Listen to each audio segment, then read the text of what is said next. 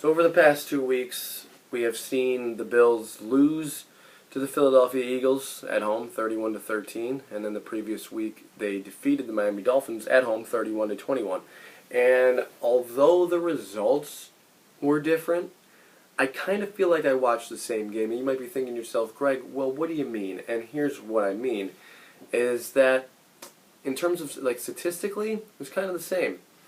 Against the Dolphins, the Bills had 305 total yards on 17 first downs, 188 passing, 117 rushing. Against the Eagles, 253 total yards, 16 first downs, 155 passing, 98 rushing. Against the Dolphins, they allowed 24 first downs, 381 total yards. Against the Eagles, 21 first downs, 371 total yards. So I think the main difference there is that one of those games is the Dolphins and one of them is the Eagles. The Dolphins are pretty clearly tanking. They don't really have a lot of NFL caliber players on their roster. They'll trade anything they can for a draft pick at this point, which in the immediate term is obviously not going to go well for them. In the long term it might, and they might turn things around if they hit on those draft picks and get the right guys in place. But obviously they've sort of asked for what they got right now. The Eagles, on the other hand, a bit more of a championship pedigree. They have won the Super Bowl. Their coaches won the Super Bowl. Their quarterback was about to win MVP, probably. Had the team at something like 11-1 before he tore his ACL. And they go on to win the Super Bowl without him, which, you can argue about whatever you want there. But there's a lot of players that are still there from there. Ertz and Alshon and Aguilar and Fletcher Cox and Malcolm Jenkins. They have a lot of their leadership core still intact from those Super Bowl teams. So perhaps that's why, even though I was harping on them last week about how much outside noise there was with people talking about relationships between the coach and the player and locker room turmoil and whatnot, they were just able to drown it out and on a Sunday afternoon just walk onto a field and just beat the other team. Because they have like I said, that Super Bowl pedigree that is, obviously hard to come by because not everybody wins the Super Bowl, and it's usually New England. So that's probably how New England is able to do it too.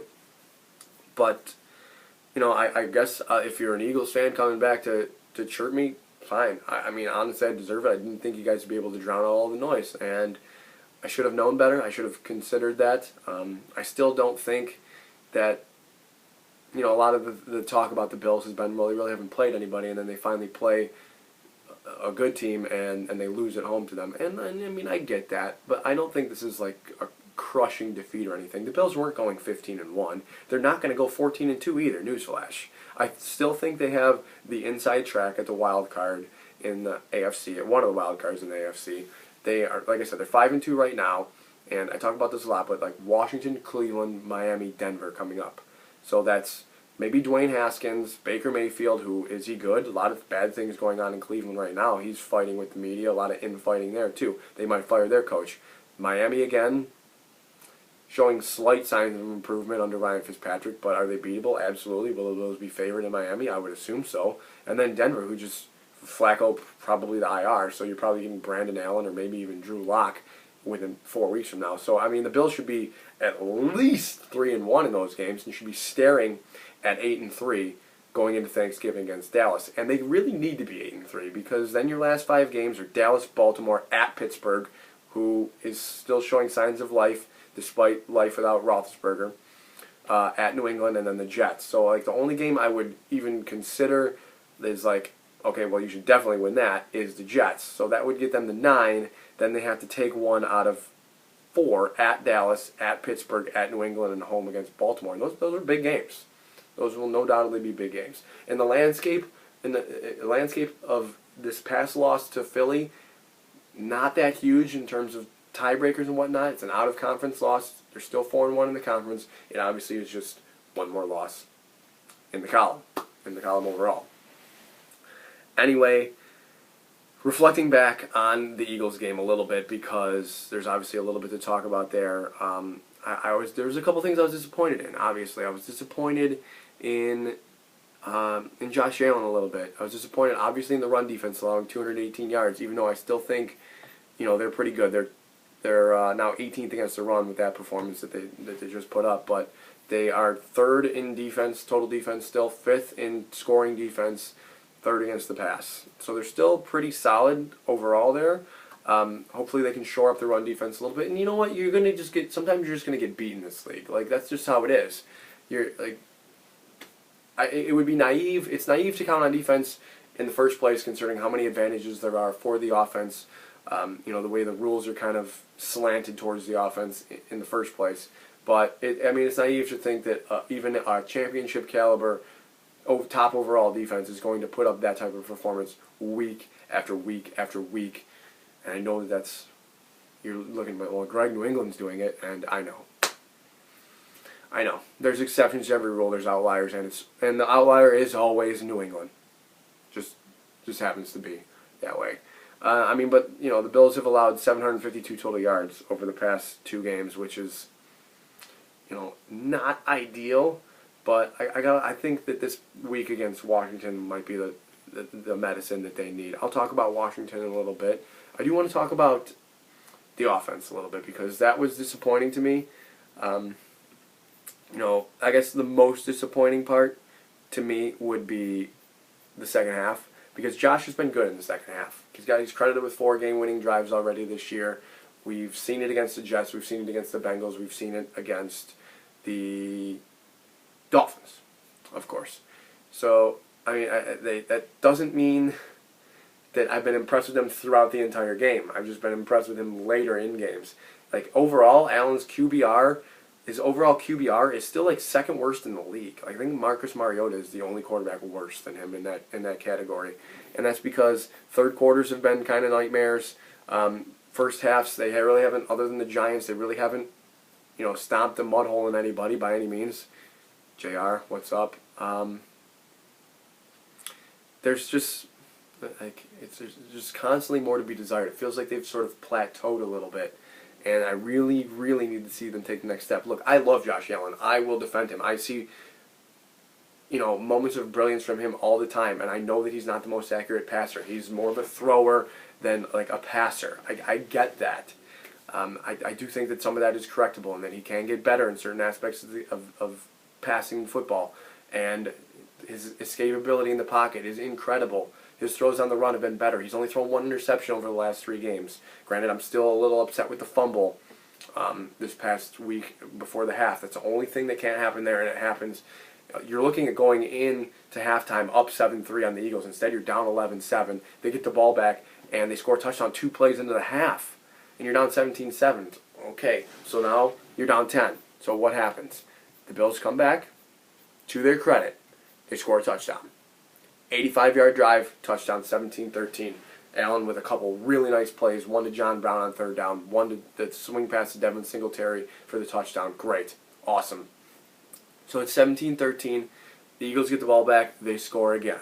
It's 24-13. The Bills get the ball back.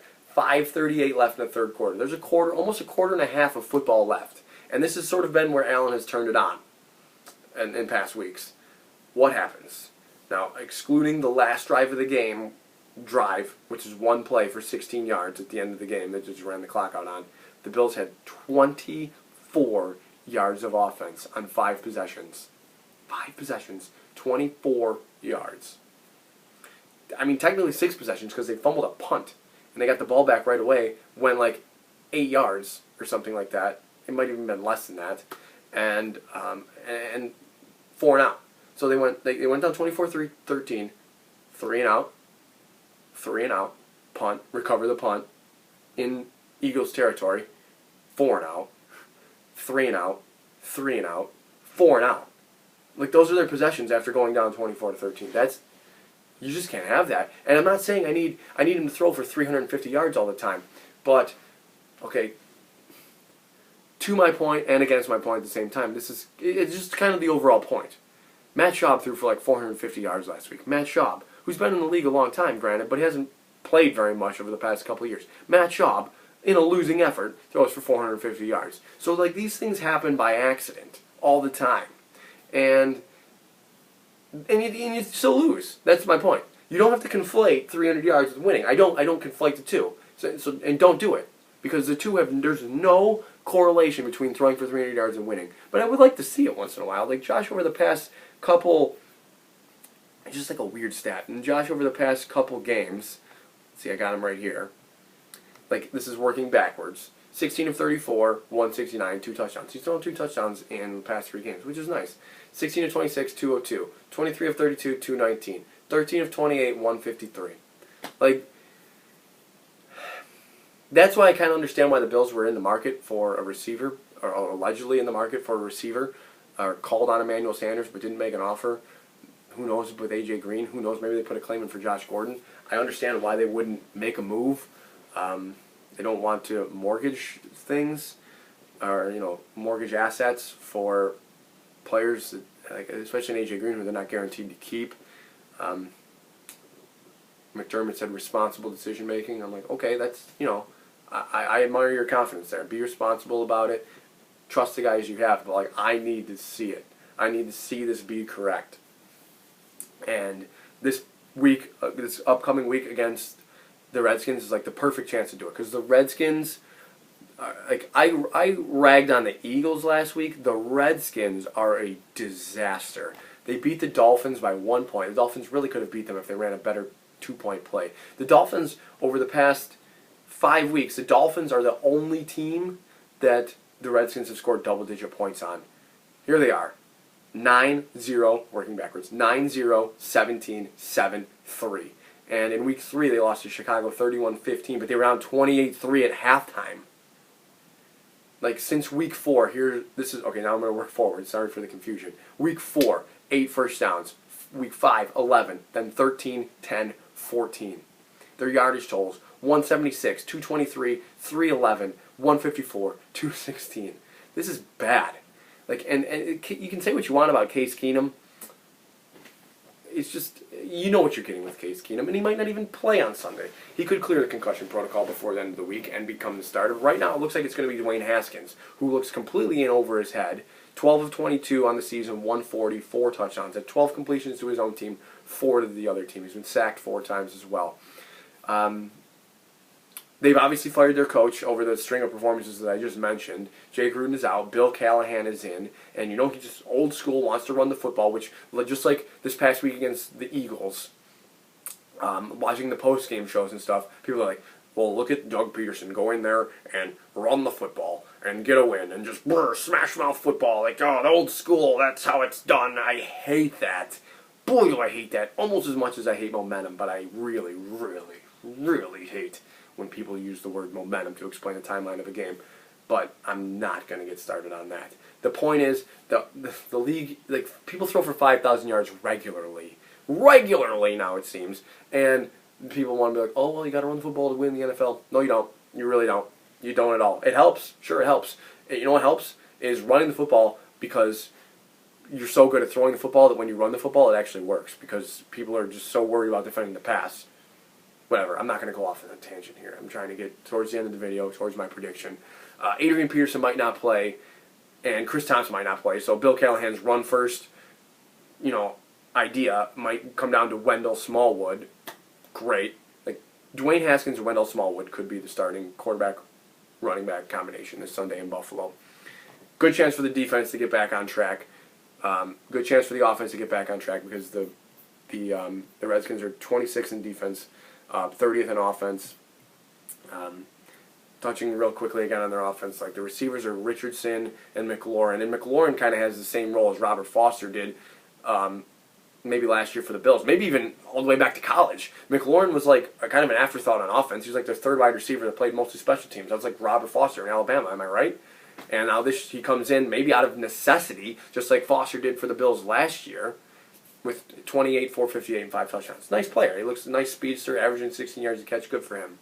I still don't think they're good enough to beat the Bills. Bottom line, the Bills shouldn't allow more than 10 points. So I'm going to give, 9. The Bills are going to win 23-9. 23-9 against the Redskins. Let's do that. Let's make it look easy, guys. Let me know how you're feeling. Let me know if you have concerns with the offense, concerns with the defense. Obviously, allowing that many yards over the past couple weeks, you might. How you're feeling about Josh overall, maybe the coaching staff, the trade deadline, etc. Hit me up on Twitter. My Twitter handle and YouTube username are the same. Enjoy your weekend, guys. As always, above all else, go Bills.